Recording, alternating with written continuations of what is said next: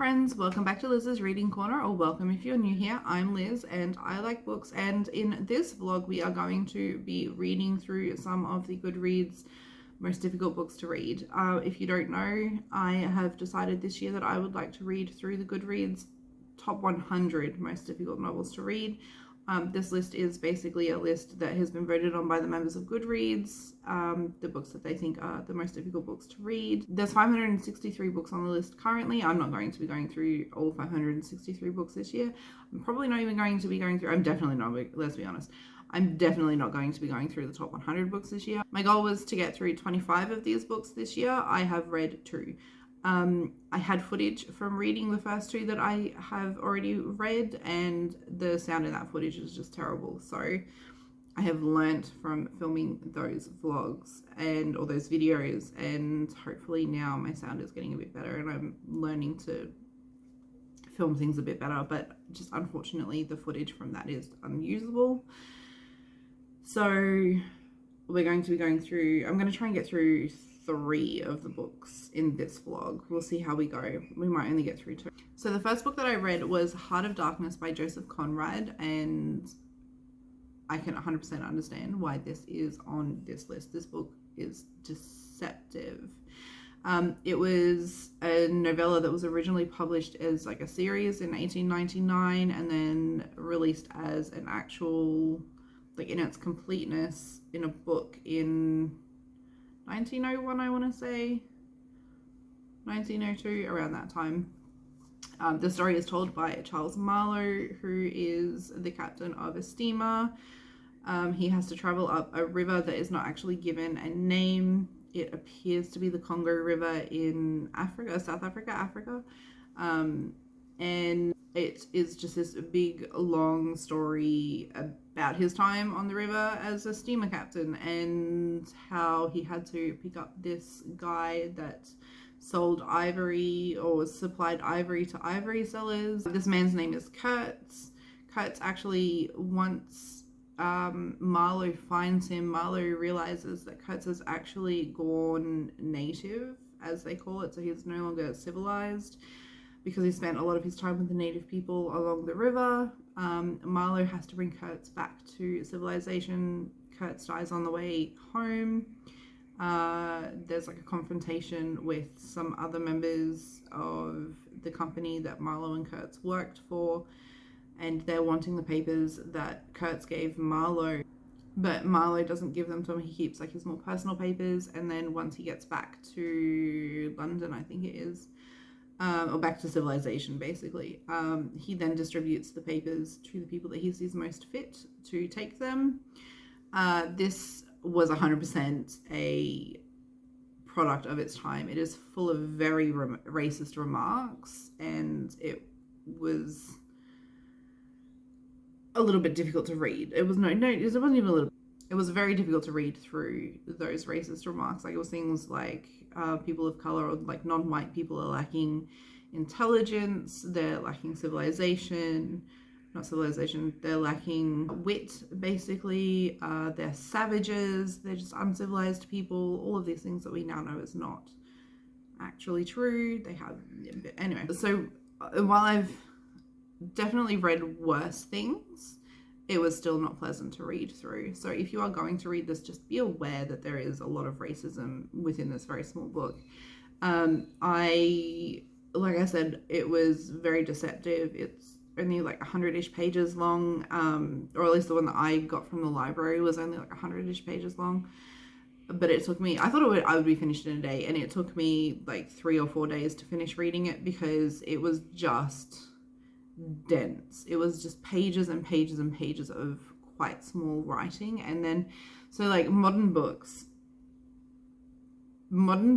have paragraphs, and the paragraphs are like, they're not terribly long, whereas this one, paragraphs are sometimes like pages long, usually about a page long. So it was like a page to a paragraph most times.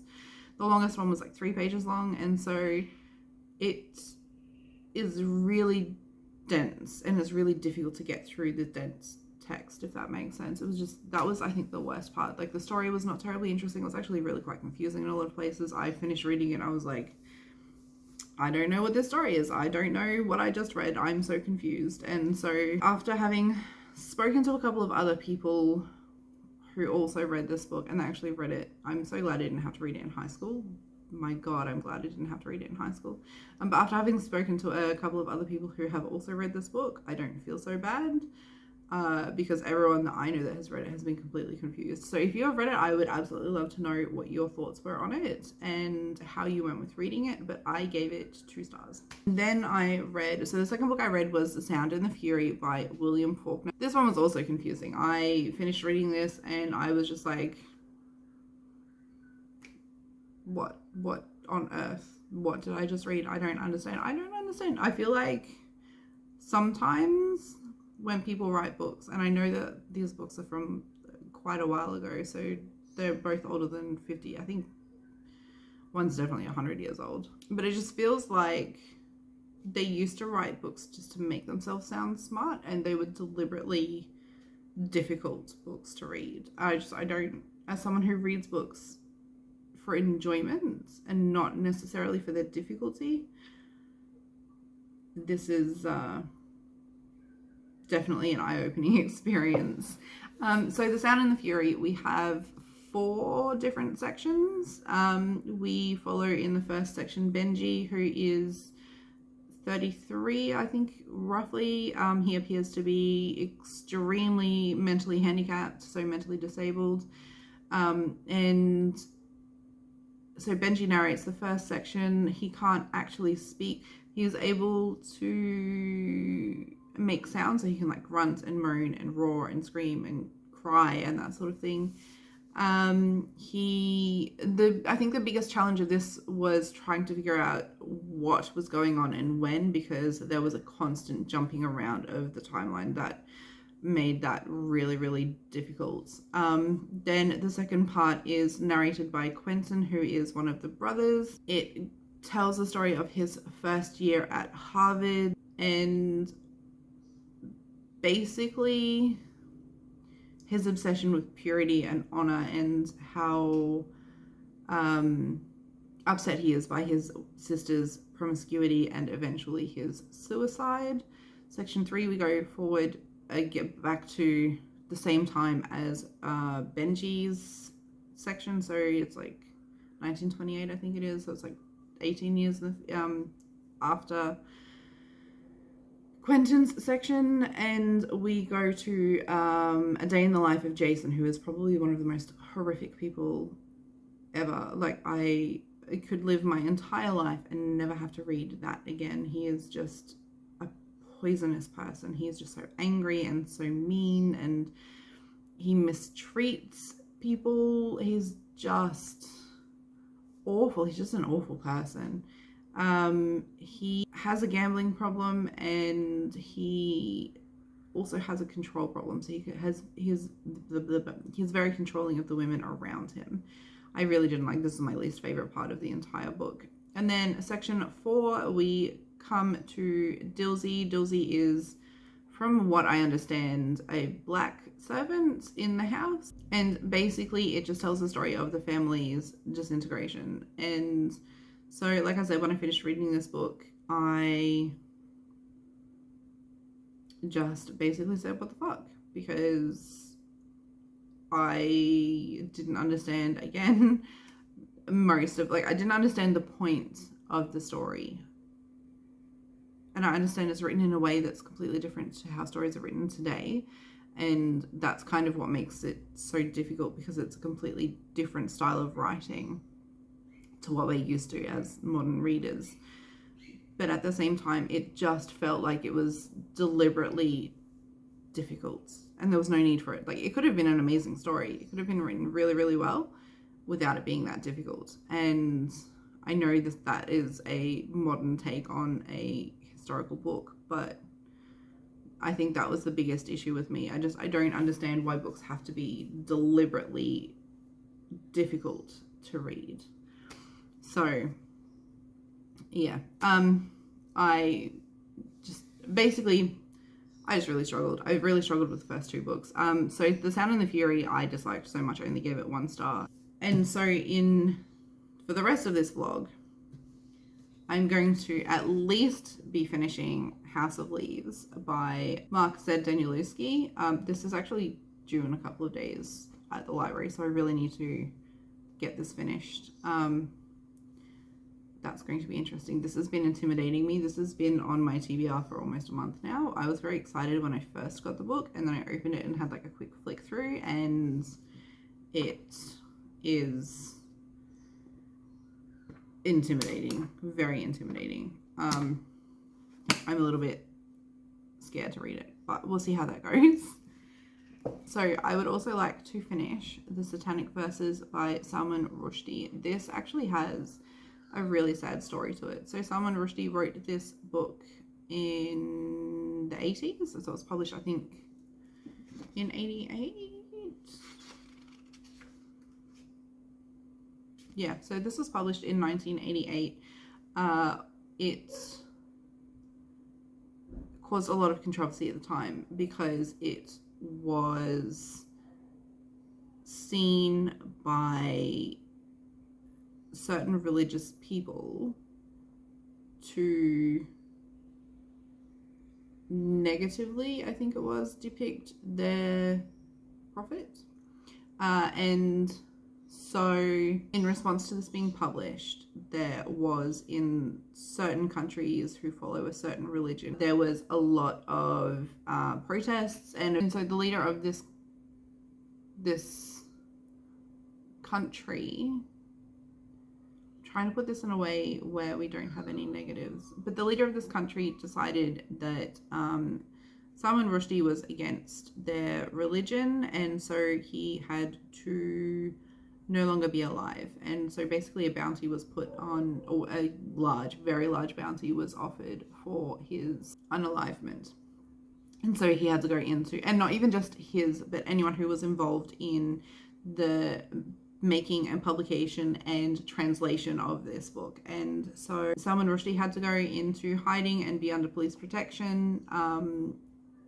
One of the translators was unalived, very unfortunately, and the one time that I think it was the late 90s, the one time that Salman Rushdie actually did come out in public, he was attacked, and thankfully not fatally, but he was stabbed, and so he then had to go back into hiding, obviously. So I'm really curious as to what this says, but at the same time, I am also, like, it's always going to be in the back of my mind just what people had to go through for the publication of this book, and just how thankful I am that I can actually read this. They're the two books I'm going to try to get through in this vlog. We'll see how we go.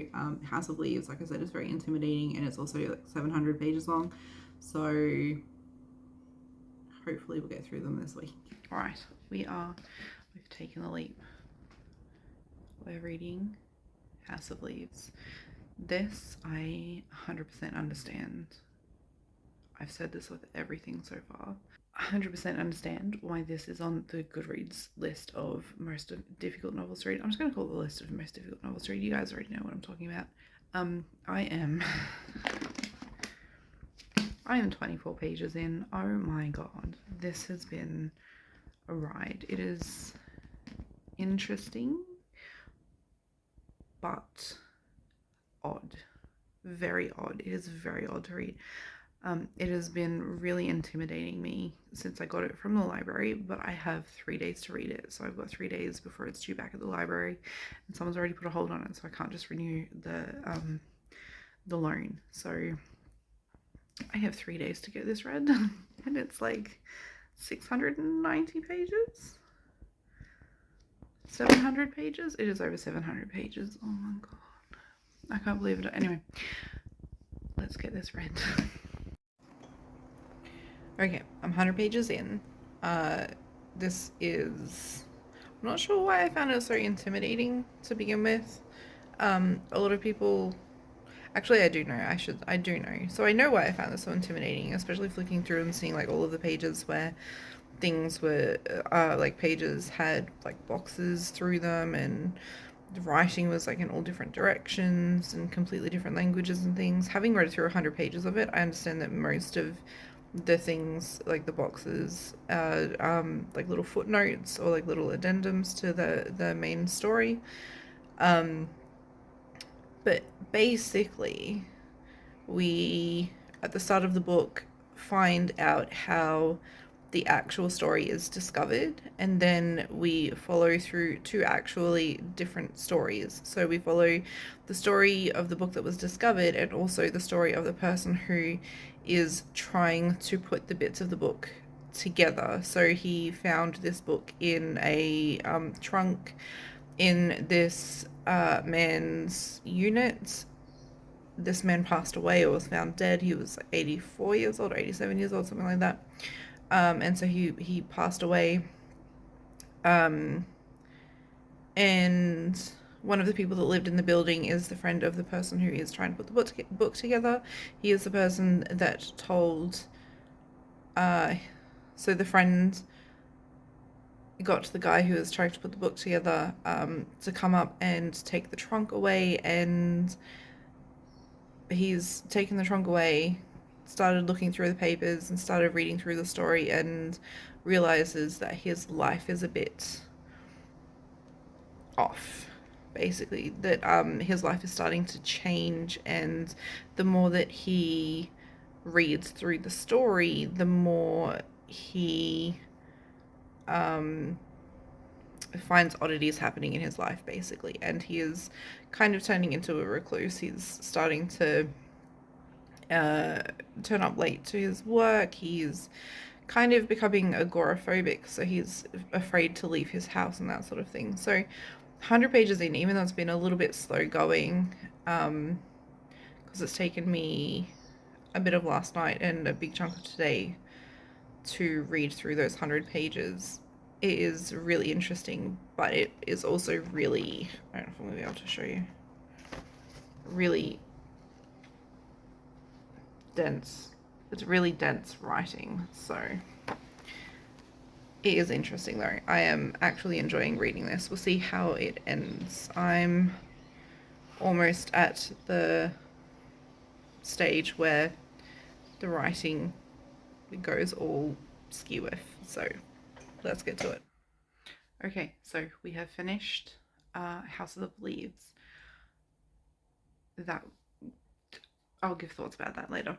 But next is The Satanic Verses by Salman Rushdie. I've wanted to read this even before I started the GoodReads most difficult books to read list, so I'm really excited to read this. I've been, over the last couple of years, I've been reading controversial texts, I guess, or controversial books at the very least. So I've read the Satanic Bible, and I can't remember what it's called. I'll put it here when I figure out what it is. We have it here somewhere. And so this is just another one to add to the collection of controversial books that I have read. Like I said, like I went into before, this one, while I'm excited to read this, I'm well aware of all of the happenings surrounding its publication and its, like, the translation and everything like that. So that's always going to be in the back of my mind, obviously, but I am still very excited to read it. We have done it.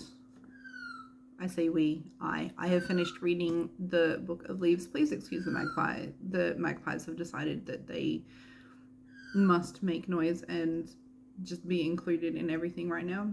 But he is sat in the tree just outside. He, she, it, the magpie. The magpie is sat in the tree just outside my window, and so it is very loud.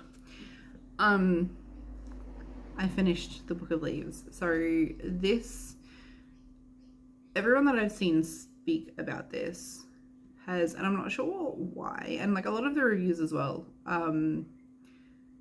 they say that this is like the most difficult book to read right now, and I don't see it. I don't find this book difficult to read at all. It didn't make me feel stupid. It didn't make me confused. It just, I don't know, it was just a book. Like, I understand that in parts of the book, it's not the usual format. Like, there are pages with only one word on them. There are pages with like things crossed out, which are meant to signify that the pages or the writing is missing. There are pages where the writing is all over the place. There are pages where the writing is in the corners.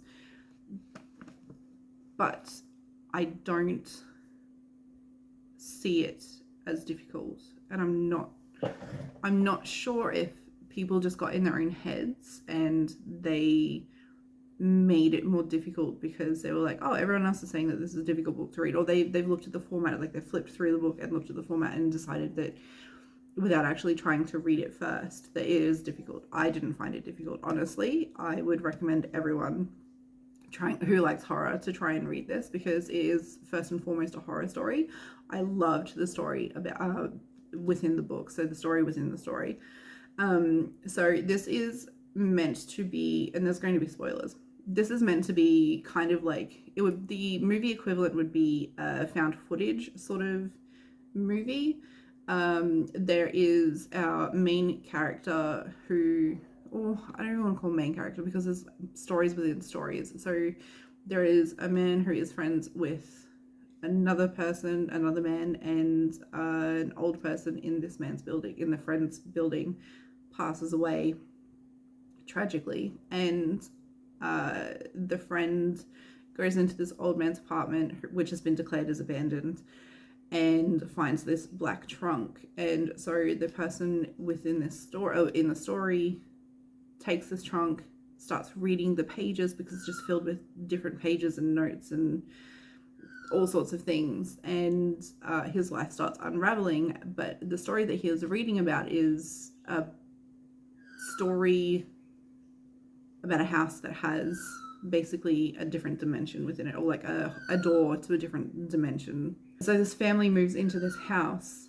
where this doorway appears, and basically the story is about this third dimension to nowhere, which is just like this series of corridors and or not even corridors, this series of hallways and rooms and doors that are just all black. There's no windows, everything is black, and the father in the story is a famous photographer who wants to explore this other dimension that they have found, but his wife doesn't want him to because he has been all over the world and spent a lot of his time away from his family, and they have children, and so she doesn't want to lose him, basically. And it's kind of the story of how the family falls apart, but also like this horror story of this awful third dimension, basically. And so that's what the first half of the book is. And within that story, so you read through the manuscript of this story about the house and the family, but there's also like footnotes on things, and there is sections that are in other languages, but there is also translations for every single section or every single bit that is not in English. So I'm not sure why people were freaking out about there being entire sections that are not in English, because there is translations within the book about that. The second half of the book is what happens after the family has to leave the house suddenly, and there's like transcripts of interviews, and there is pages and pages and pages of like letters from the original man who found the trunk, like from his mother who has a mental illness, and there's just a whole bunch of different things. And so it is not what you would consider to be a normal book format, which I think, like I said, I think that is why a lot of people just freaked out about it. But basically it's like the book equivalent of found footage in a movie, and I've always found that sort of thing interesting. Like I love the Blair Witch Project and that sort of thing. So there's no surprise that I enjoyed this, and it's definitely not as challenging as everyone seems to be making it out to be. So if you enjoy horror stories, or if you're even interested in trying this book, just pick it up and try it, because it really is not as difficult. Like I've said a few times now, it's not as difficult as it's made out to be. I really enjoyed the actual horror story, so like the story about the house, and also finding out about this person who is like trying to compile the story, and how his life kind of falls apart. And the second half of the book is kind of where I was just like, it wasn't terrible, it just didn't really hold my attention as much as the first half of the book. So I ended up giving this one 3 stars. And last night I started reading the Satanic Verses by Salman Rushdie. I'm only 20 pages in because I fell asleep. But I am enjoying this so far. It's actually a really interesting story. So I finished the Satanic Verses. I don't actually have it on me. I just take it back to the library. Someone else had a hold on it, so I just take it back. But I actually surprisingly really enjoyed this book a lot more than I thought I would. And I am glad that I finally hit some books that I'm enjoying on this list. I think almost every other book that I have read before House of Leaves and the Satanic Verses I just really didn't enjoy. Probably I think because they're older books and so they're just written differently and they're just from just a completely different time basically. I found also a lot of books written in the like early 1900s era I just don't really seem to enjoy it. I don't know if it's just like the style of writing that was common in that time or if it's just the books that I have read. Maybe I'll find some eventually that I like, but as of right now, not really interested in, or not really enjoying, I should say, not interested, just not really enjoying books from that time period, that's all. But anyway, so I finished the Satanic Verses. I surprisingly enjoyed, I shouldn't say surprisingly, I kind of knew that I would enjoy this because I just seem to really like controversial books, and this one was very controversial, especially at the time that it was published, and especially because it involves the Prophet Muhammad and kind of like the Muslim religion. It is a very dense book. I think some people will probably struggle to read it, especially because it touches on Indian immigrants, or like the Indian culture and Indian immigrants into England, or like people who have immigrated from people who have immigrated from India to England. So a large section of the book was about how one of the main characters had immigrated to England, much to the disappointment of his father, and how he just kind of lost touch with his parents purely because he had done the opposite to what his father had wanted him to do, and he just couldn't, because there was such a big difference between his father's expectations of and for him and his father's culture, given that he grew up and stayed in India for his adult life, and the son's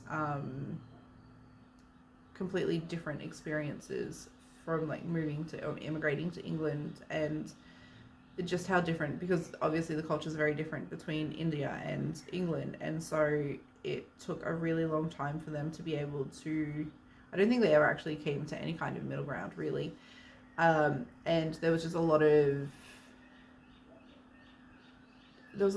not hate but resentment. There was a lot of resentment from the son towards his father and that sort of thing, and so there is just a lot of things that I've never had to really think about because I've never immigrated from a different country. I've lived in Australia my whole life. This is all I've ever known, and so it was not a bad experience. I think it was a good experience to read this and just to see how immigration and like moving between, not that it's like the main point of the book, but it is actually interesting to see just how immigration and how leaving your home can really like influence you and impact your relationships with your family. And I know it's not something that happens to like everyone, and I know it's very dependent on which culture you come from or which culture you go to, but that was something that I found just really interesting within Satanic Verses. So with all of that, and I know I've been very vague, honestly, I think it's not really a book, because like a lot of people know about the satanic verses. Obviously anything that involves Satan in the title, it becomes like sensationalized anyway. But this was also a really big thing, especially at the time, like I said, because of the fatwa that was put on Salman Rushdie, because some Muslims took exception to him writing a completely different, even though it's a theory, a completely different version of how the Quran was made. And so I think more than anything, it's better to try and read it yourself than to have someone just explain it to you, because there's so many little things within the book that it would take hours, I think, to explain it all. But there's just so many little things within the book that you would miss if you just have someone tell you about this book, that it's just worth reading it, honestly. The warning I will give is that the start of the book is very unique in that you have to really push past it. So the first probably chapter or two, if you can get past those, you do actually get into like the meat of the book and what the story is about. But those first couple of chapters are very, not daunting, but very unique. They're very interesting. They're not, it's kind of like reading the start of the Lord of the Rings, where you have to like get through that first like setup phase of the book, where it's just not uninteresting, but it is a bit of a push to just get through it. So if you can get, like I said, if you can get past those first couple of chapters, honestly, I think it is well worth reading this book. It was definitely an experience, and I'm glad that I've actually gotten to read it now, because honestly, it was well worth it. But House of Leaves, I kind of feel like a lot of people have just like opened the book and gone, oh my god, this is just, there's writing sideways, I can't read this is so difficult. But if you actually get through and you actually read the book from the start, it's not that difficult to read. It's a really interesting story, and it is told, it is basically, like I said, found footage but in book form.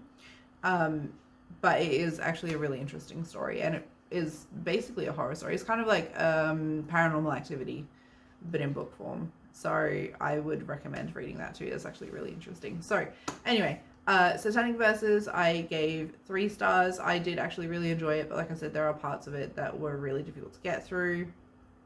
Highly recommend you read it. I can kind of understand why that one is on this list. Like I've said about most of the books that I've read so far, I can kind of understand why it's on the most difficult books to read list. House of Leaves, I don't understand at all, except that people have just like flipped open the book and decided it was too difficult to read, because it honestly is not a difficult book to read. It is a very interesting story. I highly recommend you read it, especially if you like found footage type movies, or you just like ghost stories in general. It is actually a pretty good story. It's definitely not difficult to read though. I don't understand why this one is on this list at all. And I gave House of Leaves 3 stars. So that is it for this vlog. Have you read these books? If you have, I would love to hear your opinion on them. If you have any books that you think I would be interested in reading, as always, leave a comment down below and let me know what it is. Or if you have any videos that you would like to see me do. If you enjoy what I do here, please like, share, and subscribe. And I will see you all in the next one. Bye.